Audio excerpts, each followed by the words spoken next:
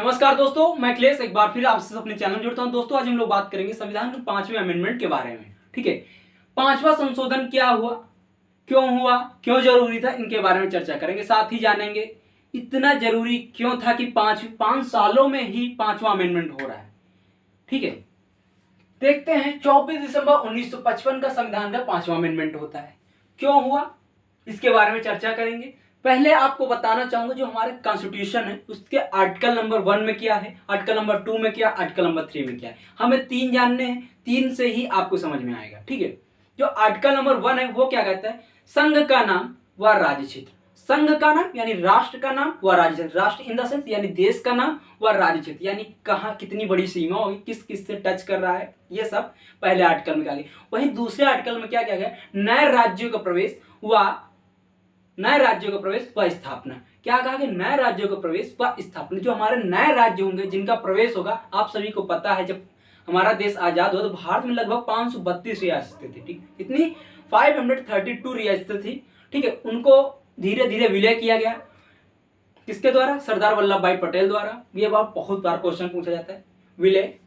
ठीक है, उस समय विलय कर रहे थे, तो यानी कि नए राज्यों को प्रवेश और स्थापना, नए राज्यों का प्रवेश और स्थापना किस आर्टिकल में, आर्टिकल नंबर 2 में। ठीक है, वहीं तीसरा आर्टिकल क्या कहता है, जो नए राज्यों का प्रवेश होगा, जो नए राज्यों का प्रवेश होगा उनका नाम क्या होगा, क्षेत्रफल क्या होगा, सीमा क्या होगी, वह नाम परिवर्तन या किसी राज्य का जो कोई राज्य है उसका नाम हम परिवर्तन कर सकते हैं। यह किस आर्टिकल में कहा गया, आर्टिकल नंबर 3 में। देखो आपने को पता होगा कि नए राज्यों का प्रवेश का मतलब क्या, जैसे आप सभी को पता है कि जो हमारा यूपी है, उत्तर प्रदेश, ये 2000 तक क्या था, उत्तर प्रदेश था। लेकिन बाद में 2000 में क्या हो रहा है, इससे अलग होकर क्या बना जा रहा है, यूके यानी उत्तराखंड बना दिया जा रहा है। ठीक है, उत्तराखंड बना दिया जा रहा है 2000 में। तो यूपी से अलग हुआ ना, तो यानी नए राज्य का, जो नए राज्य की स्थापना हो रही है। ठीक है, ठीक है, क्या आर्टिकल नंबर 2 के तहत ही नए राज्य अलग हुआ। ठीक है,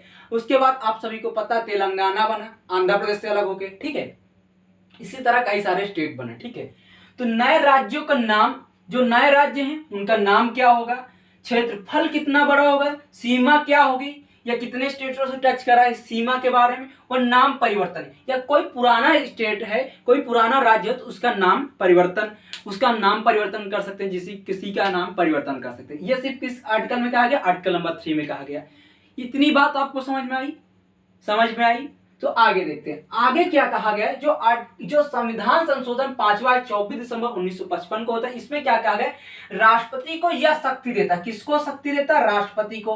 राष्ट्रपति किस आर्टिकल में, आर्टिकल नंबर 52 में। ठीक है, आर्टिकल नंबर 52 में हमारे राष्ट्रपति हैं। ठीक है, राष्ट्रपति को यह शक्ति प्रदान की गई कि वह राज्यों के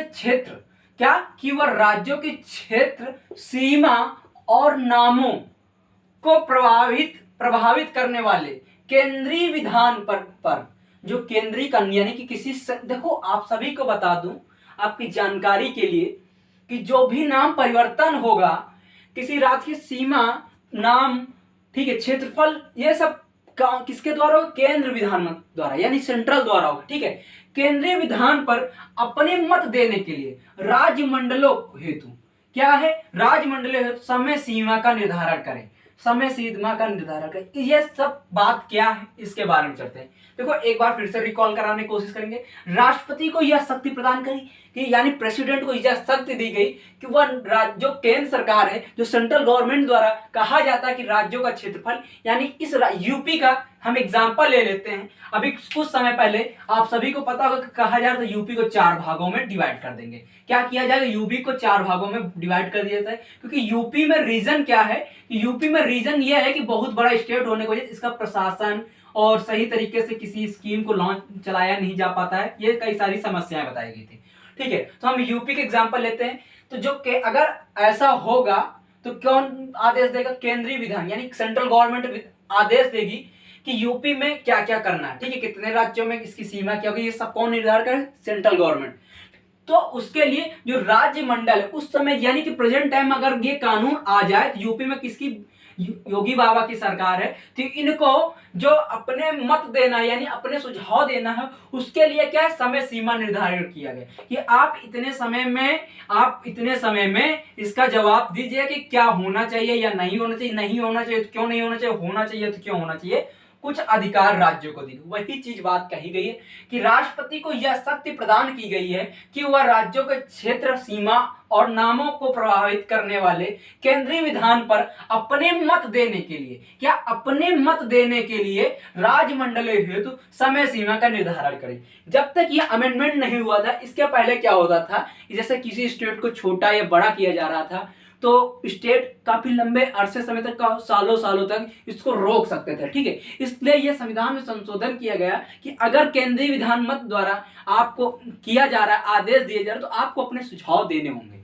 ठीक है, क्यों देने होते, क्योंकि कई बार रीजन ये होता है कि कुछ समस्याएं होती, बहुत बड़ा क्षेत्र हो जाता है तो उसको सही तरीके से वहां की जनता को सुचारू रूप से सरकार नहीं चला पाती या छोटे स्तर तक स्कीम का लाभ नहीं मिल पाता है। ठीक, ये सारी समस्याएं से स्थानीय लोग जूझते रहते हैं, इसलिए हमारे संविधान में अमेंडमेंट किया गया। तो आपको समझ में आया कि संविधान में क्यों अमेंडमेंट किया गया, साथ ही साथ किसको शक्ति दी गई है, राष्ट्रपति को शक्ति दी गई। साथ ही साथ ये समझ में आया कि कानून कहां से पास होता है, केंद्रीय विधान द्वारा यानी सेंट्रल गवर्नमेंट द्वारा पास होता है। तो आपको यह समझ में आया कि 5वां अमेंडमेंट क्यों हुआ, 5वां अमेंडमेंट के बारे में क्या कहा गया, ये किस आर्टिकल के जुड़ा हुआ है, पहले आर्टिकल में क्या है, दूसरे आर्टिकल में क्या है, तीसरे आर्टिकल में क्या है, किसको प्रभावित करता है, क्या है, क्यों जरूरी थे। इतनी बात समझ में आई होप आपको समझ में आई। फिर से समझाने की कोशिश करते हैं। जितनी बात आर्टिकल नंबर 3 में कही गई है, नए राज्यों का नाम, क्षेत्रफल, सीमा व नाम परिवर्तन, वही चीजों को बारे में कहा गया है, बस उसमें कानून दिया गया है यानी अधिकार दिया गया है, एक समय सीमा निर्धारित कर दी गई है। उसके बारे में 5वां अमेंडमेंट कहता है। क्या कहता है, राष्ट्रपति को यह शक्ति दी गई है कि जो केंद्रीय विधान द्वारा यानी सेंट्रल गवर्नमेंट द्वारा जो कानून बन के जाएगा या कोई सुझाव जाएगा, उसको राज्य मंडल है उसको एक समय सीमा निर्धारित कर देगा। आप इतने समय में अपने अधिकार, अपने मत को बारे में सुझाव दीजिए कि आपका अगर स्टेट को कम किया जाए, सब बढ़ाया जाए, समय नाम परिवर्तन किया जाए, ये क्षेत्रफल सीमा को ऐसा किया जाए, आगे किया जाए, बड़ा किया जाए, छोटा किया जाए, कुछ भी किया जाए, जिस भी चीज से। ठीक है, अभी कुछ समय पहले चर्चा भी हुई थी यूपी के बारे में, 4 भागों में डिवाइड कर दिया जाएगा। इसीलिए मैं बता रहा हूं कि आप यूपी की एग्जांपल लीजिए, आप समझ जाएंगे। 4 भागों में डिवाइड कर, रीजन क्या दिया जा रहा था कि 4 भागों में इसलिए डिवाइड कर दिया जाएगा कि यूपी बहुत बड़ा क्षेत्र है और जैसे सहारनपुर का क्षेत्र है या ऐसी बलिया, गोरखपुर, यानी कि इन दोनों के बीच में बहुत दूरी है और ये सही तरीके से एक दूसरे को मिल नहीं पा रहे हैं। ठीक है, यानी कि यहाँ की जनता को एक दूसरे सही तरीके से सुचारू रूप से विकास नहीं हो पा रहा, इसलिए इसको 2 से 4 भागों में, 2 से 3 से 4 भागों में डिवाइड कर दिया जाए और छोटे छोटे स्टेट बना दिए जाए ताकि वहां की जनता को सही रूप से सारी स्कीम के बारे में पता चले, सारी स्कीम का लाभ मिले, जनता सही रूप से सक्रिय हो सके अपने बारे में। ये सब चीजों को लेकर था। इसी के यानी अगर अमेंडमेंट होगा तो किस अमेंडमेंट के द्वारा होगा, अगर नाम यूपी का नाम परिवर्तन हो रहा है, यूपी की सीमा परिवर्तन, क्षेत्रफल परिवर्तन हो रहा है या कुछ भागों में डिवाइड किए जा रहे, नए राज्य बनाए जा रहे, नए प्रवेश किए जा रहे, स्थापना की जाए, किस अमेंडमेंट के द्वारा, 5वें अमेंडमेंट के द्वारा। लेकिन सब आर्टिकल नंबर पावर कौन देता, आर्टिकल नंबर 3 पावर देता, यानी पावर कौन देता, 3 देता और संशोधन किसके द्वारा, 5th अमेंडमेंट के द्वारा हो। इतनी बात समझ में आई कि अगर आपके स्टेट को, आपके देश के जो स्टेट है उनमें से किसी का नाम परिवर्तन हो रहा, किसी की क्षेत्र सीमा बढ़ाई जा रही, घटाई जा रही, किस अमेंडमेंट के द्वारा, 5वें अमेंडमेंट के द्वारा। तो आई होप आज के बाद कोई भी एग्जाम आएगा, कितना भी बड़ा कठिन क्यों ना हो, आप यह क्वेश्चन गलत नहीं होगा। आपको पावर किस आर्टिकल के तहत दी जा रही, आर्टिकल नंबर 3 के साथ, लेकिन अमेंडमेंट कौन है, 5वां।